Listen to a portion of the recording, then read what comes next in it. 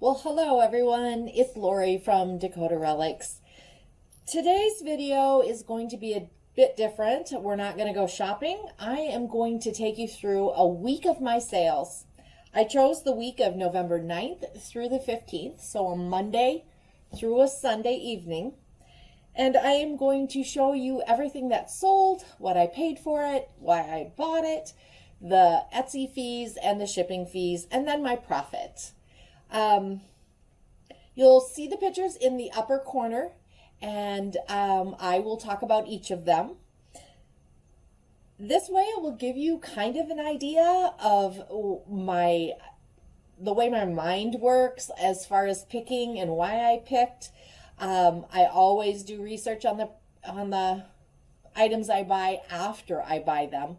Sometimes before, if I happen to be in a location where I can look up comps on the internet, seeing what they've sold for in the past, or what they're currently listed for, how many are on the internet for sale. You will always do better if the items are rare. You know, if there's none listed or maybe one listed. Those are the things you're going to look for. So my first item is a vintage Lefton holly and candy cane divided tidbit or relish tray, made probably in the 1970s. I did purchase this through Facebook Marketplace, which I hardly ever do, but a lady was selling a box full of vintage Christmas items. Vintage Christmas sells well. This happened to be in it. Wasn't really what I was going for. There was a Santa Claus tree topper that I really liked in there, which sold right away, so that sold a couple of weeks ago. But this Lefton tray, by averaging the price of it, I assume I paid for about $1 for it. Sold it for $35. Postage was $10.39. It did weigh quite a bit, so I had to ship it priority. The fees that Etsy took were $2.80. So my profit off this piece was $20.81.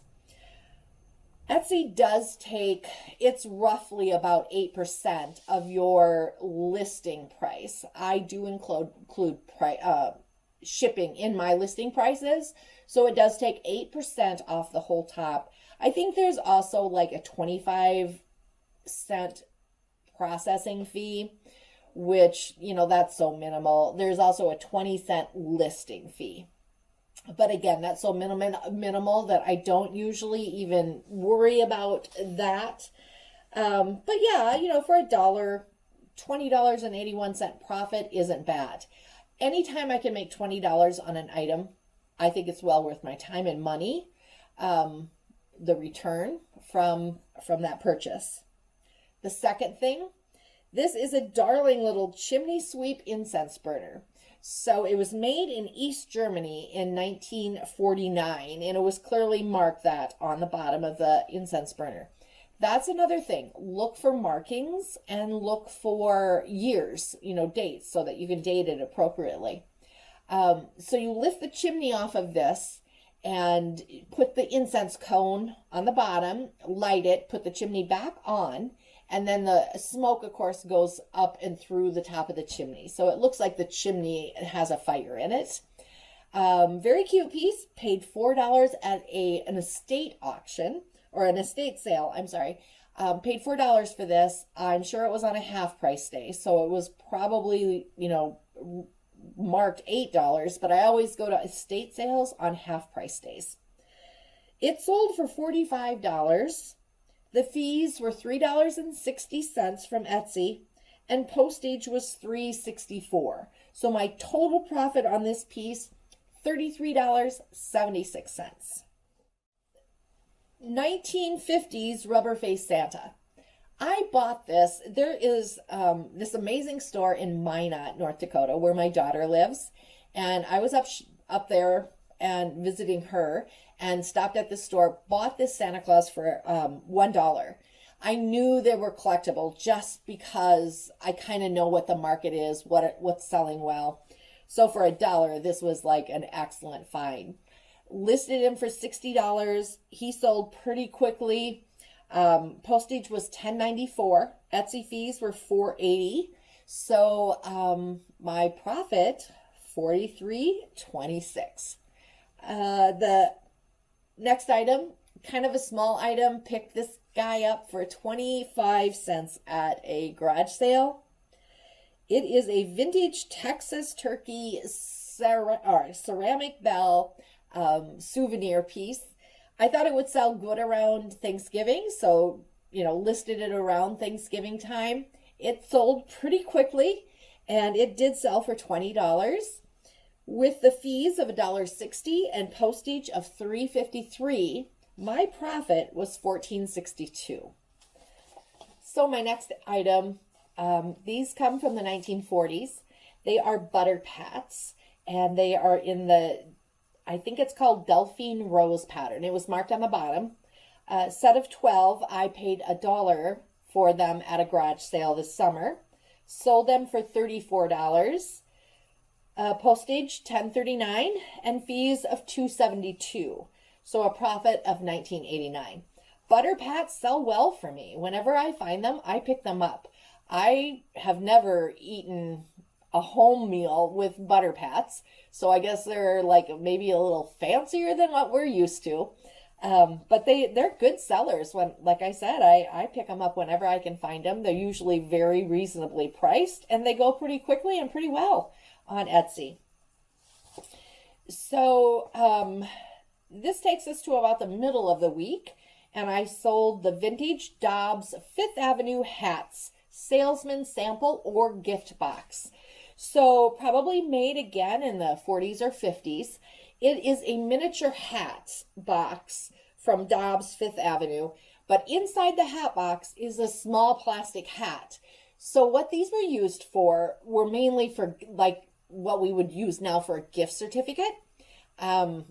There's even a little to and from place you can write on it. So you would take this into whatever store a person had purchased this hat box in. And then the gentleman could go back to that store and pick out his own hat. I paid 50 cents for this at a garage sale, which was an excellent buy because I know they sell pretty well. I sold it for $44. Postage was only $3.42 because it's a small item, very lightweight. And the fees were $3.52. So I made $36.56 on this item. The living edge, and why it's called a living edge, is when the tree bark is still on the item or on the carving or wall plaque. That's referred to as a living edge. And this was like a 3D copper living edge wall plaque. And it had the deer and it had the doe and the buck. There was a tree stand in one of the trees. I found this at a thrift store for $5. I couldn't find anything exactly like it. It's like a larger piece, and I probably should have remembered the postage was going to be high on it. But I did price this at $49, and the postage unfortunately was $15.46. The fees were $3.92, and so my profit on this piece was $24.61. Next, the Limoges trinket box, very, very pretty piece, made probably in the 70s. It had the cobalt blue background with lots of gold gilding. It was a very nice piece. There are collectors for vanity boxes or for trinket dishes. I paid $2.50 for this at a thrift store and sold it for $34. The postage was $8.20 and the fees were $2.72. And so my profit was $20.58. I don't know. I think anytime I profit $20 or more, it was a good purchase and a good sale. With this trinket box, I could have maybe saved postage by sending it first class because it was like right on the line of being 1 pound. If it's 1 pound or more, you have to send it priority mail. This was like right on the line. I probably could have sent it first class, which would have maybe saved me $2 in shipping. But in the long run, priority mail, you get insurance with it. So if something was wrong with it when it arrived at the purchaser, you can file, a claim for the insurance. So it's kind of a good thing to bump it up to priority mail if it's real close. If it's a close, and you're not going to save that much money. So the next two items actually sold together, and I did do a deal for the purchaser. I bought the Fenton Carnival Glass Hummingbird at an auction sale, and I paid $27.50 for him. I originally had him priced at $90, but because she was willing to buy this one and the next one, which is the Amethyst Carnival Glass Swan, I did take $30 off the package deal. So when I figured it all together, my profit on the Hummingbird was $23.50, but the profit on the Swan, which is this picture, was $42.70. So together, it was a $65 profit. And so not a bad profit for the two items. If people will message me on Etsy, I will combine items and give them a discount. Or if it's an item that has sat in my store for a while, and maybe I did price it too high. Maybe I wasn't sure what to price it. And if they want it and email me or message me and say, I really want this piece, would you take 10% off, or would you take $10 off, whatever, I certainly do consider it. But if it's something that's just been listed, I will usually not do that. It's only if it's sat for a while and I had questioned my pricing anyway. So my large rose medallion platter, made in Japan, picked this up, and it was very large. It was I knew shipping was going to be expensive, and so I tried to price with that in mind, and it was big. I picked this up at a garage sale over the summer for $2, and I sold it for $125. Not real old, but probably from the 50s. The postage was $21.81. Fees were $10. I profited $91.19 on this platter. Did ship it, of course, priority. It was a very heavy package. That was a good profit. I'd like to have more of those. Next comes 4 prints. They're not originals, of course they're not. They're prints from 1970, Monty Van Horn Native American Children's Series. These 4 prints I picked up at a garage sale for 25 cents a piece, so a total of $1, and I sold them for $25. Very easy shipping because you put them in like a padded envelope. And postage was $4.43. Fees were $2. So a profit of $17.57. So my Nutcracker. I love this piece. I bought him at an estate sale. I don't think he was really a Nutcracker. I think he was a hand-carved ornamental piece. Carved in the Black Forest area of Germany. He was so cool. I paid $14 for him, which is high for me. I don't usually pay that much. And I did buy him at an estate sale. He sold for $87. I clearly put in the description that there could have been a repair at one time to the handle. I couldn't tell if it was a repair or if they had pieced the wood together when they carved it. Unfortunately, he broke. This is what he looked like when the customer received him.